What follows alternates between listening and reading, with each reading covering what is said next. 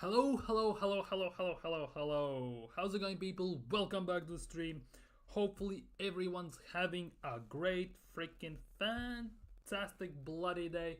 Today, we have, again, very weird news, very weird stuff to talk about because, again, Arsenal pretty much have done nothing in the transfer market.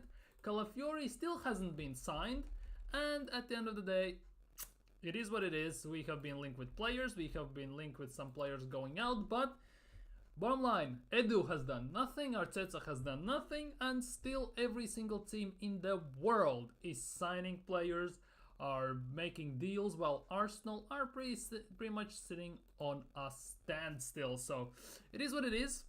We go from here. Don't forget to like, stay live in the chat, subscribe, hit that bell, all that good stuff. If you're watching this as a podcast, of course, like, share as well. Don't forget to leave your comments. Gonna try and answer all of them.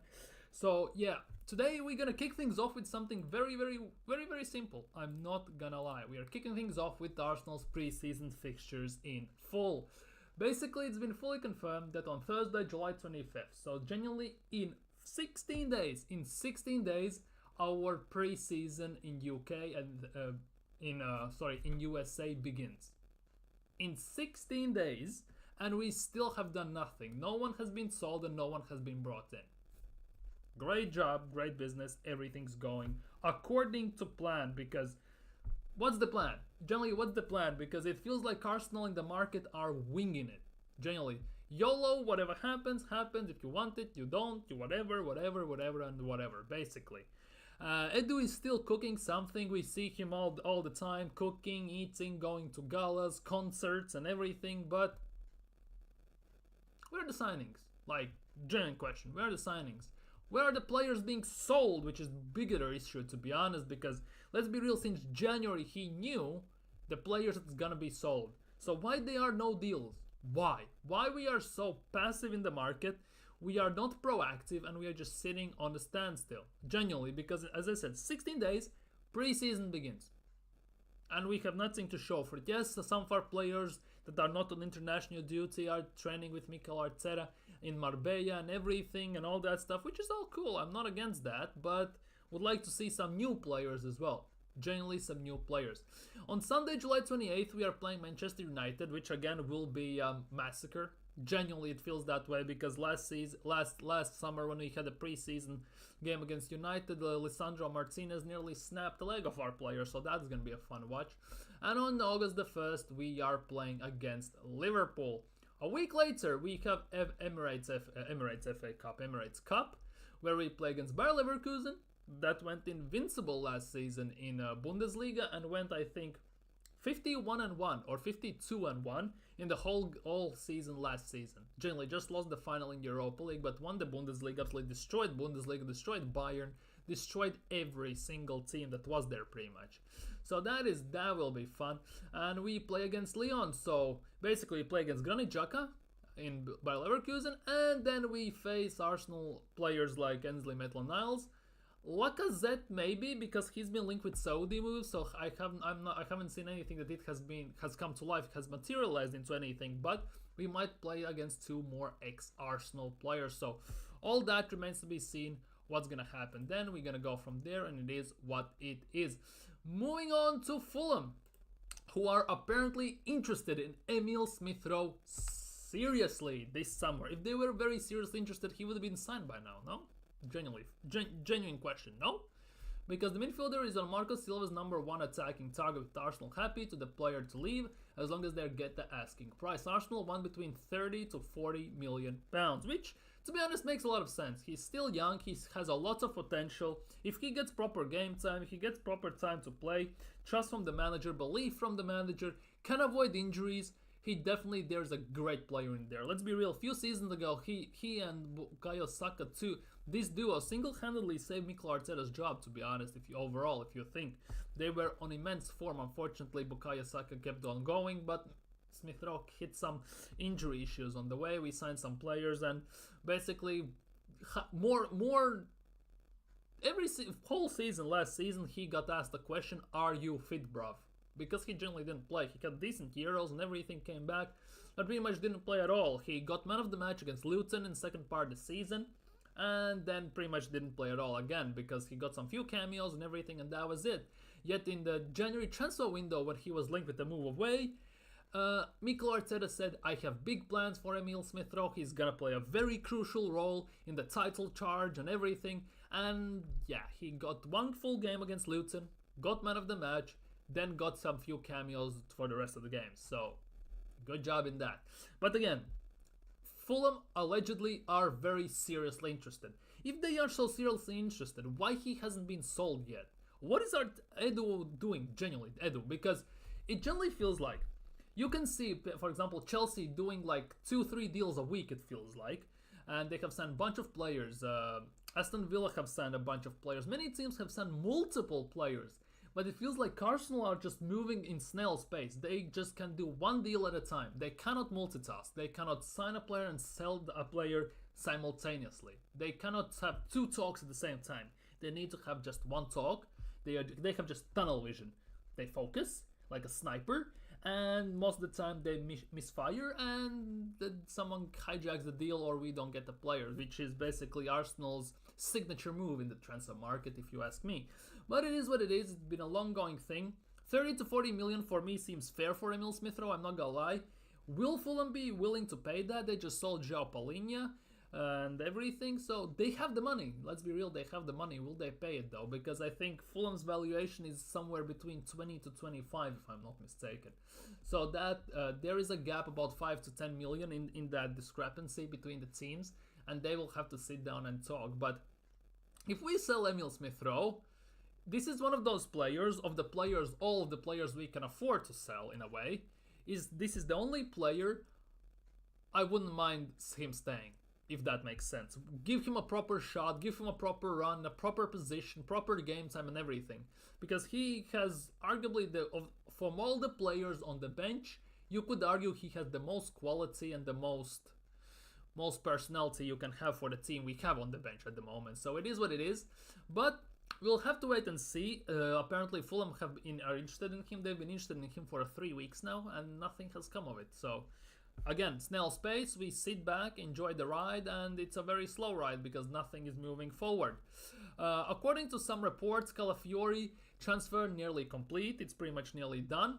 Also previously reported from transfer.com and now confirmed by multiple sources, Jorginho has played a crucial role in convincing the Italian international to join Arsenal. So basically agent Jorginho was at the helm. But if you think overall, just on top of your head, Italian players genuinely on multiple occasions don't leave Italy. They most of the time stay there, or if they leave, it's for 1 or 2 seasons, they flop and they come back to Italy, and then they go again on massive runs.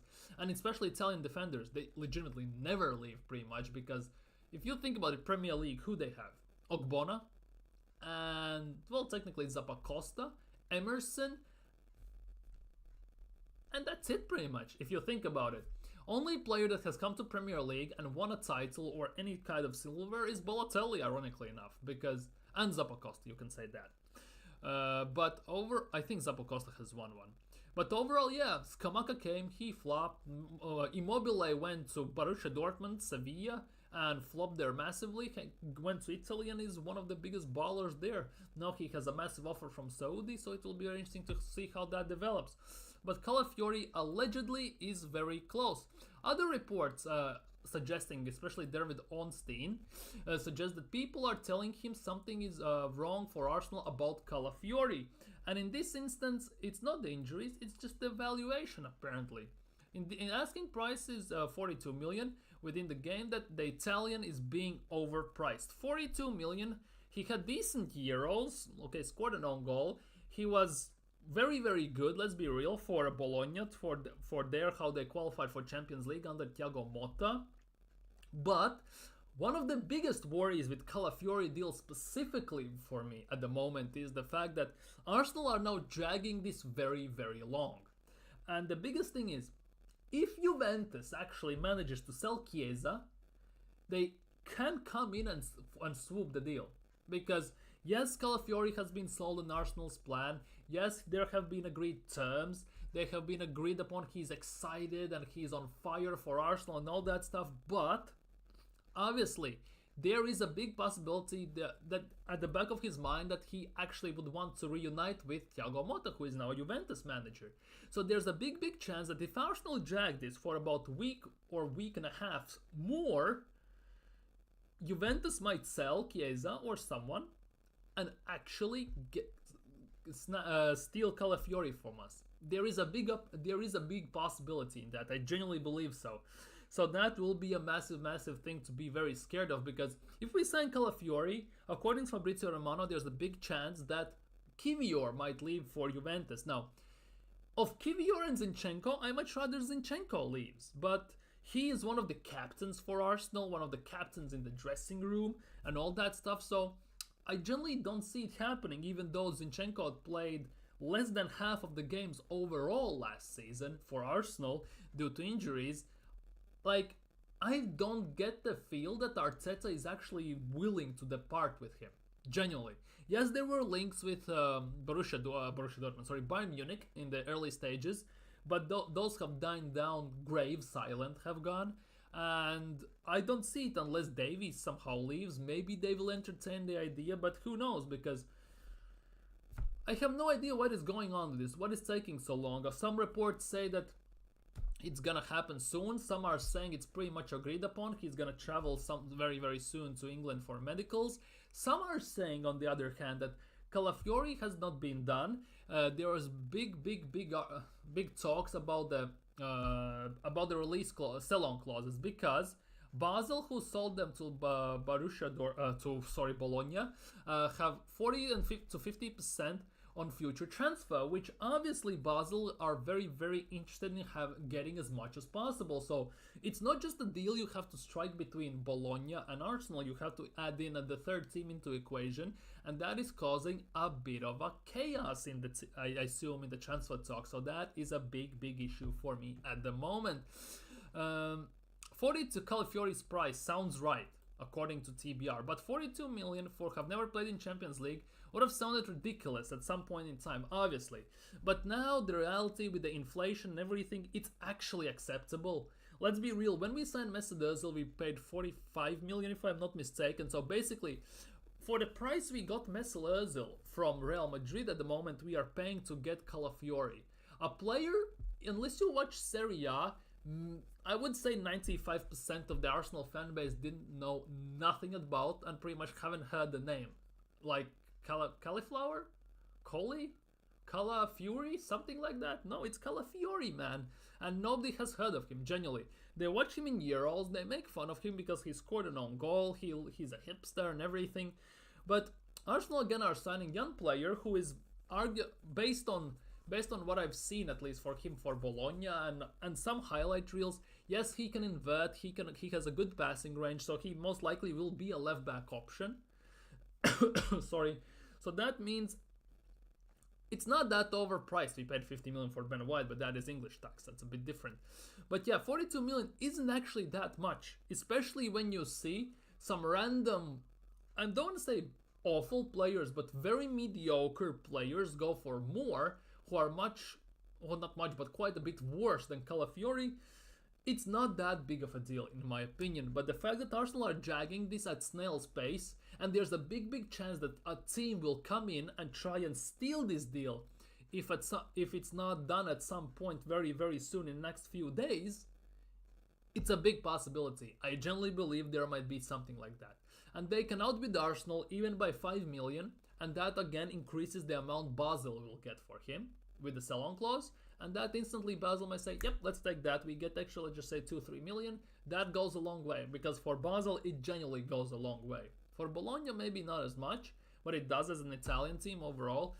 For Arsenal it's again an issue, because as we all know, Arsenal don't want to get involved in bidding wars, as Edu and Arteta said. We want to go for players that we want, and that's why they're trying to keep things silent. But how can you keep these things silent if you sit on this player for 2 weeks nearly now, and only thing you have agreed upon is personal terms? Genuinely. You haven't put a proper bid in, because there's no reports on that. They're discussing it, so get it done the first time. I get it. But at the same time, just go to them and say, 45 million euros, 5 in add-ons, take it or leave it pretty much, because you cannot drag this so long. Genuinely, Chelsea might come in, United might come in. He might decide, by this time, as I said, Juventus might have sold Chiesa, maybe another player, or Rabiot doesn't resign or something. They open up their wages, and instantly Juventus can come in and say, hey, Bologna, we're paying you the same amount, but he stays here and you could be on nice terms with us. That is the big thing here, genuinely. Although Bologna and Juventus might be on very bad terms because they got Thiago Motta on a very, I would say, interesting way. Let's just say that. Now, I put this in Lenny Yoro mostly because it has nothing to do with Arsenal, but I want to see Arsenal move this way, genuinely, because Real Madrid have put in a bid, it's been accepted. Real Madrid have said, you either wait for us till we do the deal and you come to us, or you can just go wherever you want. Real Madrid have genuinely put the hammer down and said, you either stay and wait and we will get you 100%, or you, if you're tired of waiting, go wherever you want. But I want Arsenal see moving like this sometimes. Lille have accepted an official offer from Manchester United. Basically what's happening here, Real Madrid have put the money in, they have accepted it, Lille have accepted it, and they are now discussing certain aspects of the deal and everything. While they were discussing things, instantly United have come in and also offered 42 million plus add-ons, and now there is a bidding war, and there is now a player's decision where he wants to go. And we never see Arsenal move like this. They see a player they want, and as soon as other team comes in, shows interest and puts a bid on the table, they instantly back out. Genuinely. As soon as they feel they cannot outbid the team, they instantly back out. Now it happened with Mudryk. Hey ho, we are happy we dodged that bullet. Happened with Caicedo, happened with multiple occasions. You can argue it didn't happen with Rice, but it's a different knock. It's a different table when you sit down with Manchester City. Because Manchester City is a team that everyone respects in transfer market. And they have said, we are paying you 90 million for him and not a bloody penny more. And West Ham said no. Okay, City went away and Arsenal got him, overpaying a bit potentially, but they were willing to pay more. That was the only thing. If City wanted really Declan Rice, they actually would have paid more, and Arsenal had most likely no chance whatsoever to get him. Let's be real. Genuinely, let's be real. But at the end of the day, I want to see Arsenal move like this. Even though there may be a bid has been put in by other team, I want to see Arsenal trying to put in a bid for the same player if they really want him, and actually try to muscle the other team out of the way. Because we are one of the biggest teams in England, one of the biggest teams in the world, yet we move in transfer market like small toddlers. Genuinely. Every single team are signing players. Genuinely. Nottingham Forest, Newcastle, Aston Villa, Everton, United, City. Liverpool are even more advanced in talks than Arsenal at the moment with some players. And that's just Premier League. Most of the teams have signed players or are about to sign players, while Arsenal are dragging one deal for 2 weeks nearly. This cannot fly. Generally, this cannot fly. You either do it or you don't. And if there is a player you want to get, go in and fight for him. Not as soon as someone comes in, you shit your pants and you run away. Generally, you cannot do it like that. That is the biggest thing why I put this, but it doesn't concern Arsenal. That is the biggest thing. Anyhow, let's talk about, well, Nuno Tavares, who likes to kiss dogs. Nuno Tavares, if he will fight for his place at Arsenal. Yes, obviously. Well, who wouldn't? I have in mind to return at Arsenal and have a good preseason. Regardless of what happens in the future, I will do my best I have done in all preseasons to have a place at the club. I always try to do my work in the best way, then it's blah blah blah, decide whether it's valid option or not, but I have the strong mentality. I know what I'm capable of, sometimes things don't depend on us, but my job is focused on myself and do what I do best. Question is, what is his strong suit?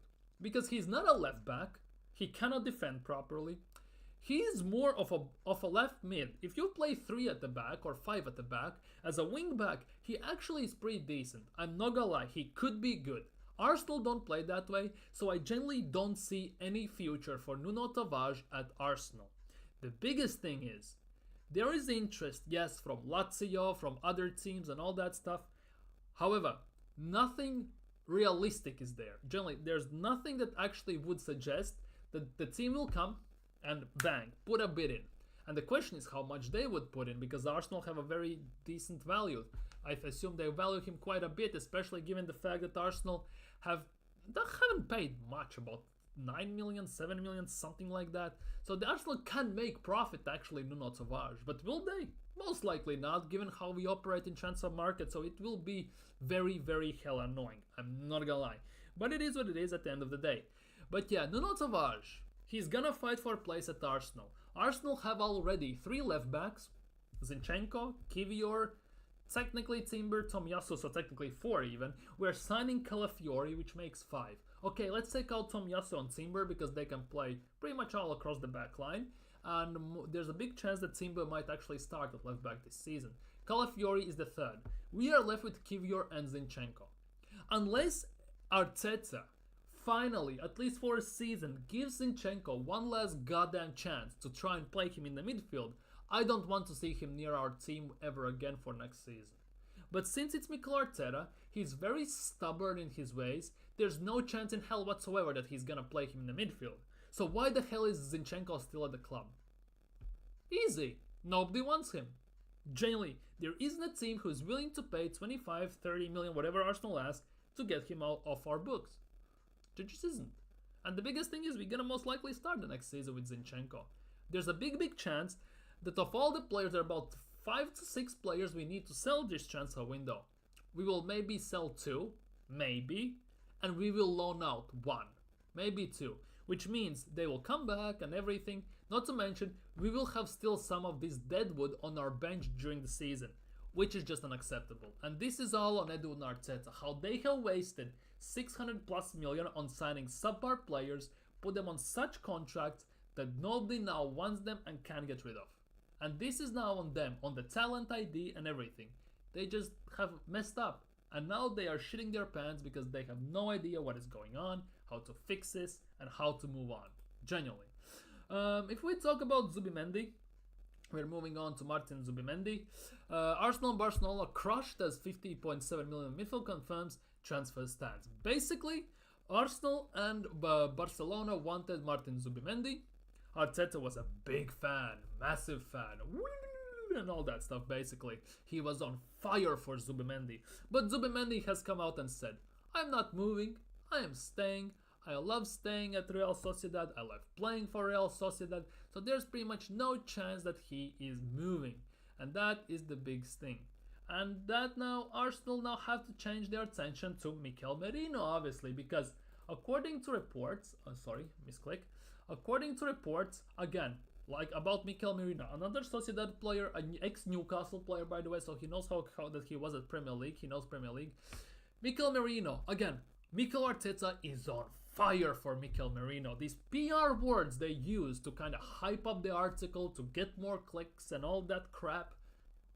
Top level. PR is top level. It's not Arsenal, it's PR Arsenal. Genuinely. Anyways, moving on.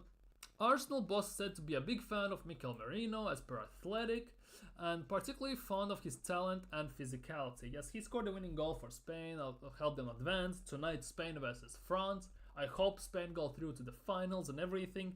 Mind you, if Spain win it, Merino will be hella more expensive, but it is what it is. We have the money, we are just stingy, we don't want to spend basically. Fresh of scoring winner in Spain's year to the quarterfinal over Germany, Merino sees his contract in Spain expire in 2025. Basically, in a year, his contract is running out. He will be a free agent unless he resigns with Sociedad. The thing is though, he has showed he is somewhat very good actually for Spain. He is one of the main guys in Sociedad's team.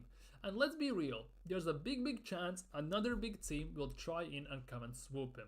Genuinely, there's also, I can see that maybe Barcelona trying for him and then the other team. But Mikel Merino, yes. The thing is, would I take him at Arsenal? Yes, I would. Would he be my main option? No, he wouldn't. If we cannot get our main targets, like who the hell they ever could be, genuinely, unless it's the mystery German, who we are not gonna speak of, but it's the mystery German that has been rumored to be at and everything. I have no idea. Anyhow, and strengthening in attack also appears to be aim for Arsenal. Oh, really? You say that it appears to be the aim when we have been linked with no attackers whatsoever. Genuinely, Nico Williams is staying Athletic Bilbao, most likely is moving to Barcelona. Šeško, whatever happened that, it is what it is. Rafinha, 30 million plus Nketiah. Are you dumb? You having a laugh? What is this bullcrap? Genuinely. So we are moving on to Brian Brobby from Ajax. Again, has done nothing special at Ajax for quite some time. Few seasons ago he was star talent. Now that he is settling in, he doesn't look that great anymore. What he will do at Arsenal? I would say nothing. Genuinely. He's hyped up, but he will do nothing at Arsenal. So why Arsenal would go for him? And they want about 40 million. Why would we pay 40 million for Broby? Why? Genuinely, explain me why we would pay 40 million for Broby. However, we are talking about Arsenal here. Because how Arsenal operate is, if it makes sense, Arsenal won't do it. We all know that. So we sign subpar players. We go through phase 4, phase 5, phase 6, 7, 8. We always be there, but not gonna be at the top. Because our team is decent, but we are not signing proper players that we need. We don't have the proper manager to mentally get us over the line and have the winning mentality. So at the end of the day, those are the two key factors while we come up short. Genuinely. And that's why last season we came up short. When it mattered the most, we fumbled it. We fumbled it in December when we went 1-7. We fumbled it against Aston Villa, where we should have won the game in the first half. But we don't have a striker. Shock. And what we are doing this summer? Not going for a striker. Hey, this is fun. This is genuinely so fun. Why we haven't signed Ivan Toney? I thought Gyökeres was done. We haven't signed him as well. Genuinely, what is happening here? What are we doing in this window? Because throughout the whole window, striker is priority. Oh no, midfielder isn't a priority. No, left back is a priority. Then left back, no, then the midfield a priority. Then we are up the priority to an attacking player, not even a striker. We need a bagsman up top. Every single person in the world knows it. But again, for Arsenal, if it makes sense, they won't do it. So we're gonna sit here, we're gonna talk about these players, and at the end of the transfer window, I generally think there's a big possibility. I feel at least, I don't think it just yet, but I generally feel the biggest player we're gonna sign most likely will be Calafiori if we sign him. That will be the marquee signing, and the other players will be, well, filler players. Although Arsenal tend to sign one massive player to paint over the cracks, and then they sign some mediocre players to that goes under the radar of the hype on the big signing. However, we haven't been linked recently with any big players. That is the big thing, so that leaves the biggest question. What is happening here? Generally, what is Arsenal doing here? Let me know. And if we sign Calafiori, Jakub Kiwior more likely to leave than Gabriel. Why even mention Gabriel? In which universe do you see a world where Gabriel Magalhaes leaves Arsenal this summer? In which universe? We already know that Real Madrid are snooping around for Saliba. If we keep this going, we don't win something this season or next season. By 2026, I genuinely believe there is a chance that Saliba will become a Real Madrid player. I genuinely believe there is a chance Saliba might become a Real Madrid player in 2 years or 3. There is the thing. Why we are thinking about selling Calafiori moves leaves Kiwior redundant. Basically, we signed Calafiori, who, in my opinion, is better than Kiwior, which means Juventus can go for Kiwior. Okay, cool, do it then. Genuinely do it. Because in this time, while we have been linked, discussing, interest, scouting, we could have signed Calafiori and sold Kiwior. We have done both by this time. Because look at how other teams are doing deals. One day, bang, they are linked. 2 days later, bang, price has been agreed upon. 4 days later, 5 days later, he's unveiled as the next signing for the team who put in the bid. Arsenal in that time, we are still, it's close, It's very close. It's in advanced stages. Arteta is a big fan. It's gonna happen soon. Everything almost is agreed upon. Personal terms agreed. Now we need to set on the price and everything. And while this all is happening, other teams are signing players, closing the gap to Arsenal. Because at this pace, other teams will catch us up and we won't get better, we will get worse. And now that we finished 2 points behind City, next season needs to be the next step. We need to win the league, and at the moment, there's no chance in hell we're doing that. Generally, because if we go with just Calafiori signing and we don't sign a proper striker, and a proper midfielder, and a proper backup for Bukayo Saka, that's 3 more players by the way, and that overall comes around what? 150 to 200 million on those 3 positions.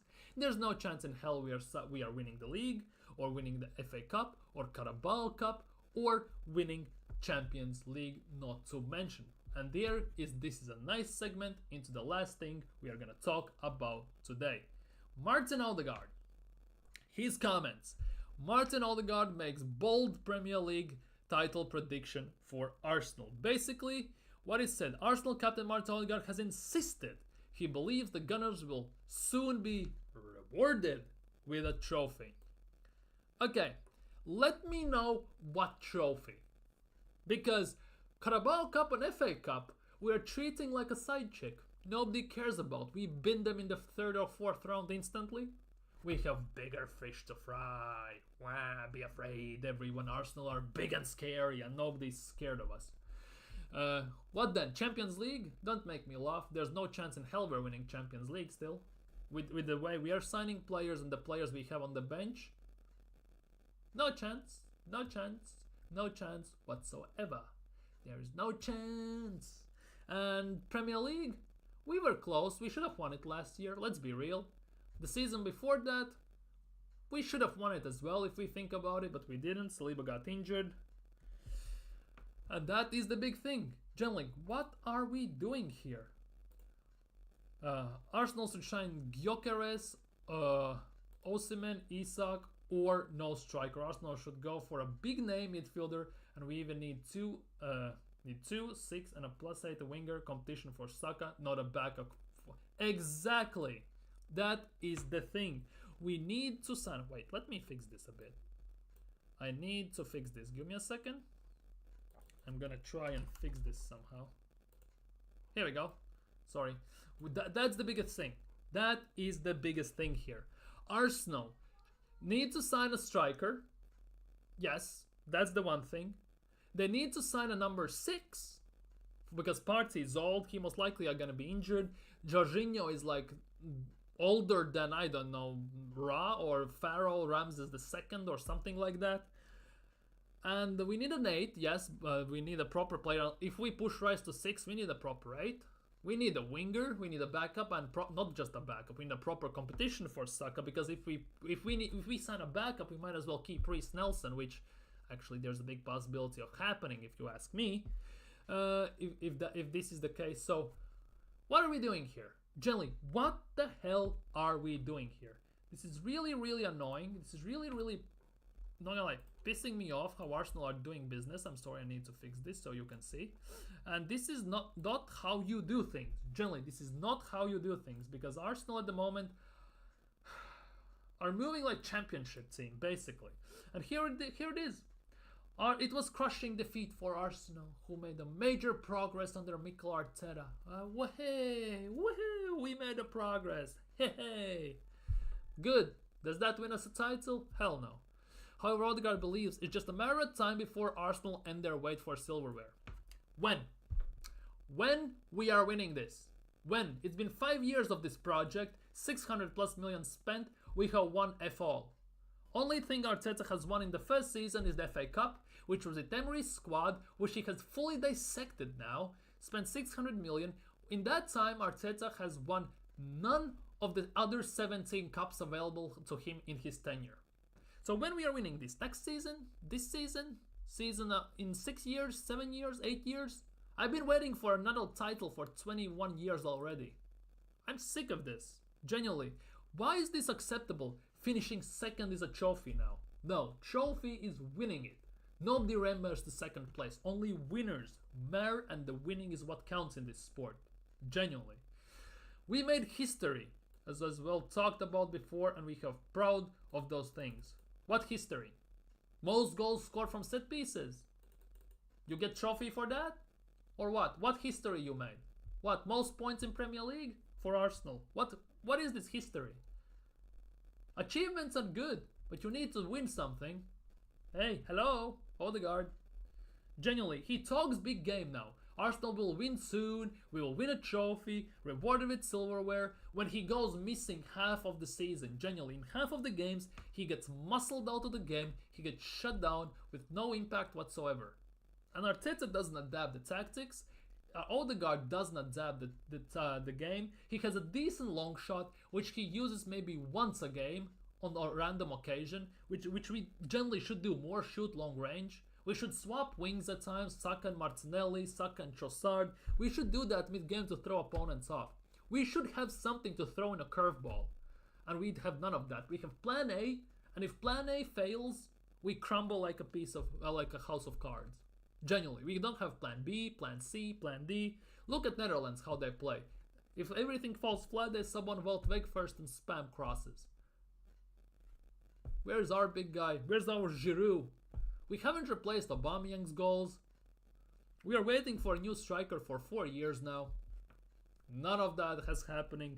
We haven't done anything, genuinely. Under Arsene Wenger, we won more with a worse team that we're winning now with a much better team. Cool. We are finishing now second in the league and winning nothing. Then we finished fourth and won some trophies. Which season has been better? Finishing second winning F-all or finishing fourth and winning a cup? This sport is about trophies. This sport is about titles and winning, no? Since when top 4 is a trophy or something? Genuinely, since when is this a thing? Since when not winning trophies is something? Good evening. Hello. Arsenal need to sign a prolific striker, and I think this deal would have done by now, but not... Would have been done by now, but not yet. Why? Arteta should be careful and try to do the right thing. It should be the right thing. What is the right thing? Because we are signing players where it doesn't matter, genuinely, at the moment. Yes, we have 6 left backs, none of them can play, but we played Timber left back, Tomiyasu left back. It worked, genuinely. If all falls flat, we threw Kivior there. It worked. We took out Zinchenko out of the team, we played better football, ironically enough. Yes, Zinchenko is good, advancing maybe the ball forward. Coming backwards, you might as well have 10 men on the pitch. It is what it is. But yeah, the striker situation is the baffling one. Everyone in the world knows what we need. You can go ask Spurs fans who hate Arsenal and say, what does Arsenal need to win the league? They will say, oh, I don't want to see Arsenal win the league. But they need a striker. Even Spurs fans will admit that. How come everyone can see these things, but Arsenal are oblivious to the obvious? Like, where does this make sense? Generally. It should have been done by now to integrate into the team, to start the preseason. Gyökeres isn't on international duty. Osimhen isn't on international duty. Tony you could have signed. He does nothing. He sits on the bench. Generally, Southgate doesn't rate him. He comes on as the last ditch player to maybe score a goal, and he actually comes on and does the thing. He helped England win against Slovakia, which was an embarrassing game for me. England in general are embarrassing as a team, to be honest, but it is what it is. He helped winning them against Slovakia. He scored a penalty. He helped them win against who that be? Turkey. Genuinely, that's the madness here. Tomorrow they play against Netherlands. I would drop Harry Kane. Genuinely, I would drop Harry Kane and stick Watkins or Tony up top. But Harry Kane is undroppable. And all that stuff. But it is what it is. Yeah. I have no idea why Arsenal haven't signed a striker. Why we are signing all these defenders and attackers and everything. It's all backwards, basically. Arsenal are doing things backwards. In Arteta's tenure, we have had 8 goalkeepers. And we have signed the best one to Aston Villa, who has done us over 3 out of 4 times we've played them. So that is fun. Obviously, it's always fun. We have signed about 6 or 7 defenders, and half of them haven't worked out. We have signed countless midfielders, more than half of them haven't worked out. And Arteta has signed forwards, Trossard and Jesus. That's it. Arteta signed Havertz as a midfielder, so technically you should count him as a midfielder. So Arteta has signed 2 forwards, Jesus and Trossard, and that's it. We haven't signed any forwards whatsoever. We have only sold forwards and binned them massively. So that is the big thing. I have no idea what is going on, but Odegaard is promising us trophies. You better deliver then on this season, or you're gonna get some. This article will come up, and you will be laughed at. And not just him, Arsenal, Arteta, and everything. Because for me, this is make or break season. You have to get the transfer window correct, and you have to deliver on the big stage. Win us trophies, or just go. Because spending nearly 700 million or 750 by the end of this window, I would assume, and win us nothing, is the biggest shambles you can imagine. It's embarrassing, it's pathetic, and how can you work with such losses as business doesn't work on losses. At Arsenal at the moment are only holding losses. So I don't know what is going on. It is what it is, but hey ho, here we are at the end of the day. But whoa, misclick. Anyways, let me know about this if you're watching this as a podcast. Let me know in comments what you think. Thank you so much for tuning in. I'm gonna sign off now. It's mad, transfer windows all over the place. Odegaard is promising us trophies when we cannot sell our deadest players and we cannot sign anyone. It's all backwards, basically. Generally, it's all backwards. But it is what it is. Let me know what you think about Arsenal, about our transfer, how we're doing things. All that down in below. Thank you guys so much for tuning in. I had a blast. Hope you had as well. And let's see. Wait, this one? It will be a big disaster and thing. Shame if Chelsea, Tottenham, or Newcastle win a major. To be honest, it can happen. It could happen. There's the thing. If we keep moving at the snail's pace, it could happen. It genuinely could happen. There might be somehow stars align. Okay, maybe not Spurs, but Chelsea somehow miraculously waltz through some cups and win something. And United as well. Ten Hag has been here 2 years. He has 2 trophies. Overall, more successful season has had United, not Arsenal. Better season, arguably, you could say Arsenal, but more successful it has been United because they have won stuff. We have won nothing for 4.5 years. It hurts me as an Arsenal fan. Generally, it hurts and it pains me to be an Arsenal fan sometimes. Not sometimes, to be honest, most of the time with how it's working. But to be honest, it is what it is. It's a life commitment for me, so I guess I have to live with it. Anyways, I'm gonna sign off. Thank you guys so much for watching. You have been fantastic. Thank you so much for your comments and everything. You have been incredible. Don't forget to like, subscribe, and everything. Take care and see you all tomorrow.